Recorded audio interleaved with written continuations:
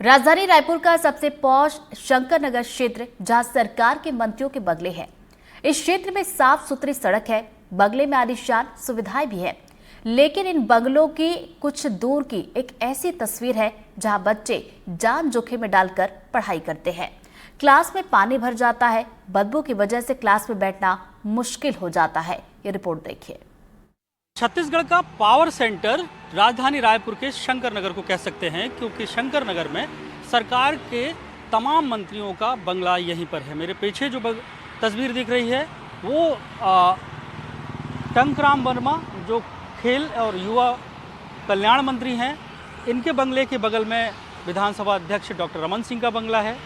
ये यहाँ पे लेफ्ट साइड में जो बंगला है वो लखनलाल देवंगन का है, और पीछे तरफ की तस्वीरें हम दिखाते हैं। प्रवीण को घूम जाएंगे तो ये यहाँ पे रायपुर के आईजी का बंगला, और उसके बगल में जो बंगला है वो ओपी चौधरी का है, जो छत्तीसगढ़ सरकार के सबसे कद्दावर मंत्रियों में। हम इसलिए इस बात का जिक्र कर रहे हैं क्योंकि ये जो रास्ता जाता है, एक प्राथमिक स्कूल का रास्ता जाता है जो सीबीएसई अंग्रेजी माध्यम का स्कूल है। उस स्कूल की क्या तस्वीरें हैं बारिश के बाद, उसको जानने के लिए हम निकले हुए हैं।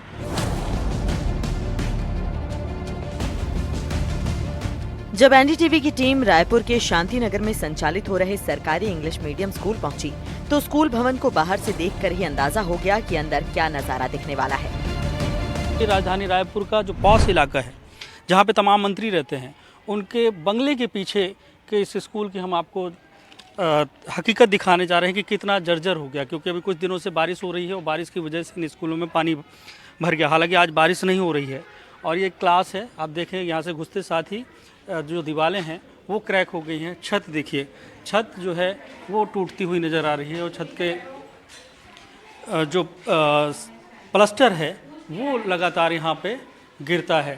पूरी छत जो है इस कमरे की देखें, और यहाँ पे भी पानी भर जाता है, लेकिन आज की स्थिति थोड़ा ठीक है क्योंकि आज बारिश नहीं हो रही है। क्लास के अंदर पढ़ाई कर रहे बच्चों ने बताया कि एक दिन पहले ही उस क्लास में छत का प्लास्टर टूट कर गिरा था। अच्छा, ये जो छत है, ये इसका जो प्लास्टर है वो टूट के गिरता है? कल गिरा था। कल गिरा था? किसी को कुछ लगा क्या? नहीं लगा ना। कहाँ पे गिरा था? कहाँ पे गिरा था ये? सर वहाँ पे गिरा था प्लास्टर। वहाँ गिरा था तो डर लगा था आपको कि कहीं आपके ऊपर गिर जाता तो? Yes sir. डर लग रहा था। तो ये डर लगता है कि कहीं कहीं पे भी टूट के गिर सकता है ये? यस सर, गिर सकता है। और बारिश में और किस तरीके की दिक्कतें? तो और दूसरी क्लासेस में पानी भर जाता है क्या? यस सर, दूसरी क्लासेस में पानी भर जाता है। भर जाता है? Yes sir. स्कूल में पढ़ाने वाले शिक्षकों का कहना है कि जिस दिन बारिश होती है उस दिन एक ही हॉल में सभी बच्चों को बैठाना पड़ता है, इसलिए छोटी क्लास के बच्चों की छुट्टी करनी पड़ती है। सर, जैसे आप देख रहे हैं स्कूल की हालत क्या है। जब बारिश होती है तो ऊपर का छत ये गिर जाता है, मलबा। कभी बच्चे रहते हैं, हम लोग बैठाते ही नहीं हैं। पहली बात तो यहाँ बैठाते नहीं, वहाँ 2 रूम हॉल है, वो थोड़ा ठीक कंडीशन में रहता है तो बच्चों को अटैच कर देते हैं। क्या हो गया?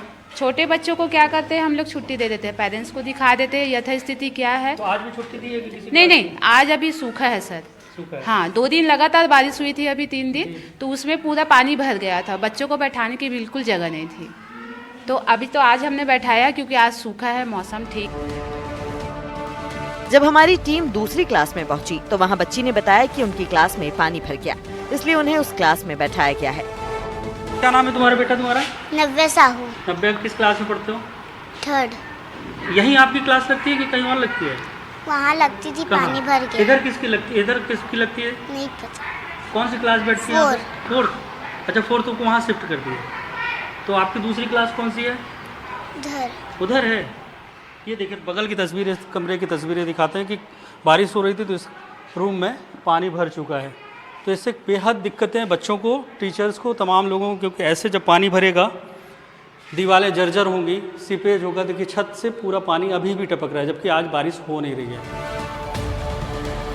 स्कूल के कई कमरों में छत से पानी टपक रहा है। सीलन की बदबू इतनी तेज है कि बच्चों को बैठाया नहीं जा सकता।